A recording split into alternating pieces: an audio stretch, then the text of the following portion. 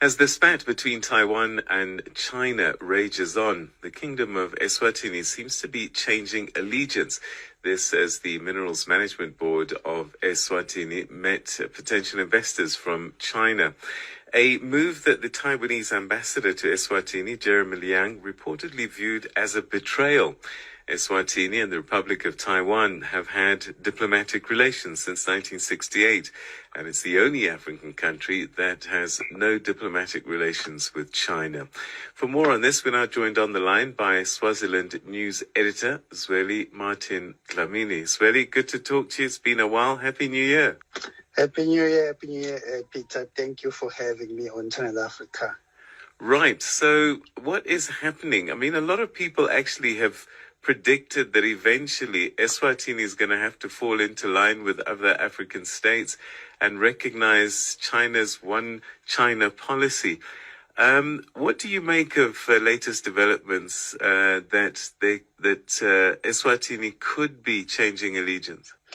Of course, Peter, as we have just reported, what happened in the last few weeks, Prince Kuduza, the chairperson of the Eswatini Minerals Board and other members of the board, visited the People's Republic of China to try and engage investors. But this has been happening for a while, Peter, behind the scenes. We have some projects in Eswatini that were facilitated by the government and investors from the from the People's Republic of China. And the recent developments suggest that we might see more development and, of course, the switching from Taiwan to China. Because obviously the diplomatic relations between Eswatini and Taiwan are depriving the people of Eswatini economic development, Peter. Why has Eswatini held on for so long, given the challenges that this relationship with Taiwan, to the exclusion of China, has caused? There are many factors that might have contributed to that, Peter. And of course, you will note that the United States have a massive influence in Eswatini, supporting other social development projects, including the health sector. You know the politics surrounding the U.S. and China in terms of the U.S. protection. I will say the U.S. Taiwanese Protection Act, if I can recall very well. And there are many policies in the U.S. that they openly declared support for Taiwan. So when the Chinese government, particularly President Xi Jinping, declared that it's just a matter of time before the integration of Taiwan back into China is implemented, there are so much tensions in Eswatini in terms of how the U.S. will ensure that that does not happen. But of course, the recent developments, we have seen the 3.5 billion project in Eswatini, whereby the People's Republic of China, a company from the People's Republic of China, was awarded a tender to construct a Mbageni Dam. And other projects like telecommunications in Eswatini, MTN, and Eswatini Mobile are using infrastructure that was sourced from China. So in one way or the other, we are seeing the switch being implemented gradually. And we have just received some information suggesting that other investors are meeting the king behind the scenes. So we are yet to see what might happen in this regard, Peter. Can Eswatini afford to have a fallout with Taiwan? It's just a matter of time, Peter. If you can analyze the economic situation and the poverty situation in Eswatini, Taiwan is doing absolutely nothing for Eswatini in terms of economic development. Of course, we have seen some social development projects that were facilitated by Taiwan, like the rural electrification. But that is not enough, considering what other African countries, including South Africa, are benefiting from the People's Republic of China in terms of economic development through infrastructure development. So, of course, considering the economic situation and the fact that the country, the government is running out of resources, we might see the switching from Taiwan to China, Peter. All right, so we hear that Podemo, the opposition grouping, the People's United Democratic Movement, they've been calling for a shift from Taiwan to China as well. Tell us a little bit more about this. I guess, as you were saying, a lot of this is economics. Podemo, as the Eswatini main and largest political party, as a policy that recognized the United Nations Resolution 2758 that endorsed the One China principle. So Podemo is following what was endorsed by United Nations because the UN recognizes China. There's only one China in terms of the UN resolution. So Podemo has been calling for the Eswatini government to dump Taiwan and recognize China because as you might be aware, Taiwan is the province of China. So it's in one of their policies, Peter. All right, and then the ordinary man on the street, they will be happy with this shift. Of course, Peter, if you can just analyze the economic status of China, the National Bureau of Statistics in China recently disclosed that the economy has been growing for 5.2% every year in the last 3 quarters in terms of GDP.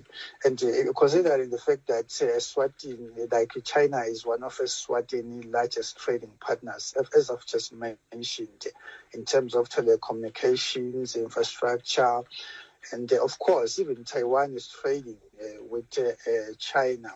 If you can look at their trade, they trade with China is at 38% compared to the US at 15%. So regarding the men of the street, they want jobs, they want economic development to improve their lives. So switching to China will definitely benefit the ordinary sources, Peter. All right, and has the king made any comments that might be giving us some direction? The king has been playing it behind the scenes. He has been very, very, very secretive in terms of engaging with the People's Republic of China. It's only us as journalists who has been publishing these stories because, as I've just mentioned to you, there is a project that is ongoing. It's it's over 3 billion project, the construction of Mbagane Dam that was officially opened by the king himself. It was awarded to a Chinese company, and the ambassador has been furious about these developments because seemingly China is slowly penetrating the diplomatic journey in Eswatini. So the king, maybe after all those necessary engagements has been exhausted, will come out clearly and declare that Eswatini is switching to the People's Republic of China. But before that, Peter, you'll recall that we once published a story. If I can recall very well, you interviewed me with the SABC. There were some MPs who were taken to China.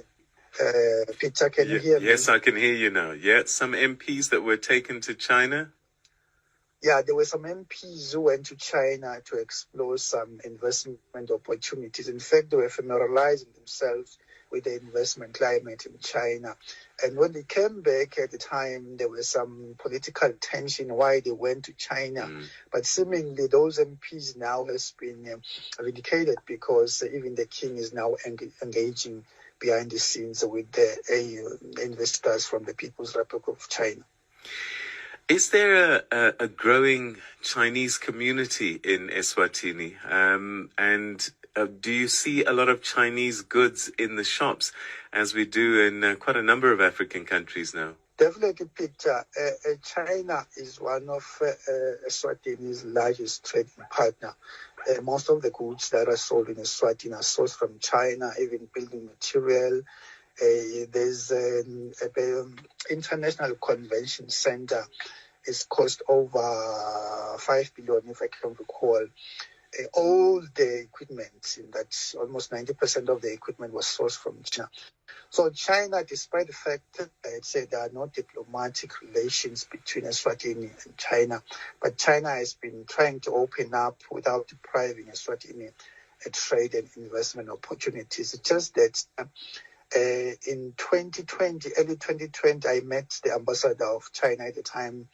I think that was some time whereby we interviewed him. He stated that China is engaging Eswatini diplomatically to ensure that they respect the United Nations Resolution 2758. But of course, they try to ensure that even if they can have the economic muscle to frustrate Eswatini, they were hoping that Eswatini will do the right thing and recognize on the only one China principle as per the UN resolution.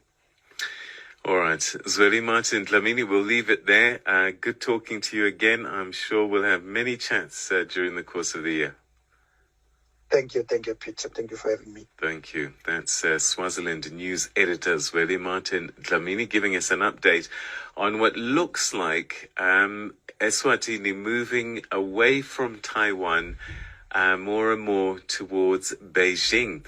And this has made the ambassador in the Taiwan ambassador in Eswatini quite angry, looking at it as a betrayal, because Eswatini had been the last African state to openly support and maintain diplomatic relations with Taiwan.